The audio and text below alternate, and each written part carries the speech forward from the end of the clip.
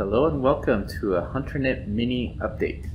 The last major update I did was multi-location support, and that was part of 3 updates required to support the technical foundation of Hunternet's new open world that I'm working on.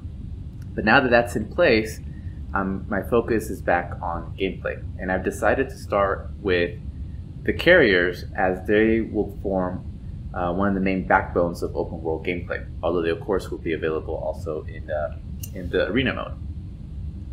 Since the carrier update is going to be quite a big update, and it's going to be dropping a little bit by little bit, I decided to start recording these little mini updates to show you step-by-step progress as each additional feature is added to the carriers to make them, closer and closer to fully operational. Once they are fully operational, then I will do one of my regular major update videos. But since those take a long time, these little mini update videos, I'm trying to do these in a single pass so I can focus my energy on development and programming. Will be a good way for you guys to keep up on the progress. And plus, I think carriers are just so cool that it's a fun thing to share.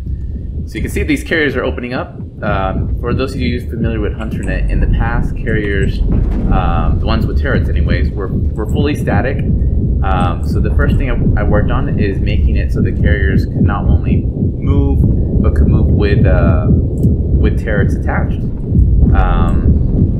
So now that it's working, these turrets, keep in mind they're meant to be anti-fighter, anti-torpedo turrets. But I want to make sure that the use case of them being used as in close proximity against other enemy carriers would also work.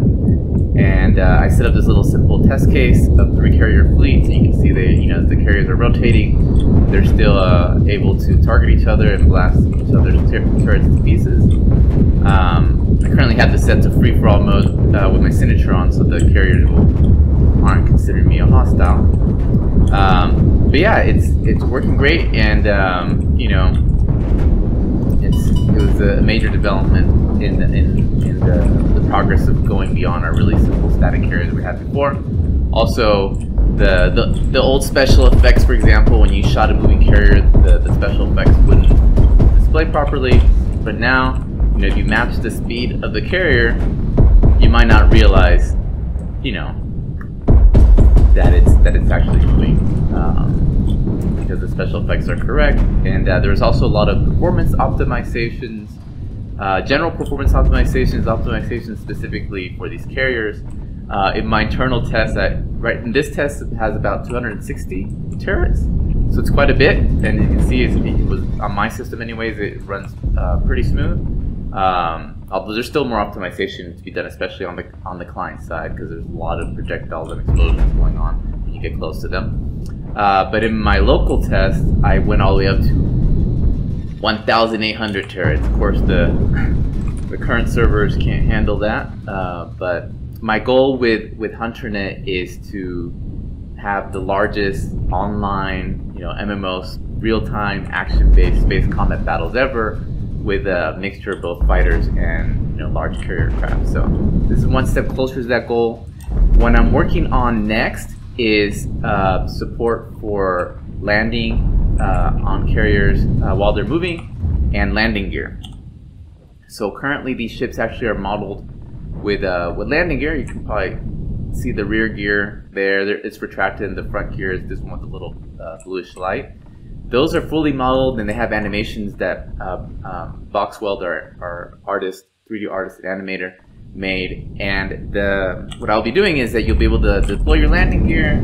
You'll get assigned a nearby friendly deck. You'll get the nav computer will show it to you on your optical scope on the left monitor here, and then you'll see the landing lights will turn on, and then it's up to you to fly over there, match the velocity of the ship and the rotation, and then when you get close enough, you'll land, and then your magnetic landing gear will clamp on, so you'll be able to match the rotation and speed of the craft without having to constantly adjust your own direction.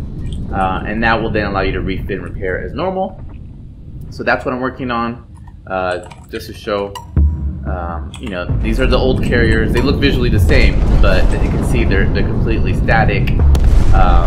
And while they have operational decks, they were not usable while they were moving. So that's next update, and I'll be creating a little test scenario just like this one. My current idea is I'm going to line up a whole bunch of carriers from left to right with more and more crazy flight patterns, and we'll make a little challenge of it. See in a 6-minute time if you can land and take off on every deck without running out of time or destroying your ship in a collision. But it should for that test case, I'll do a much more aggressive flight formation than these simple ones. But in order to get them lined up just right, so we had a nice fire show, I set it up this way.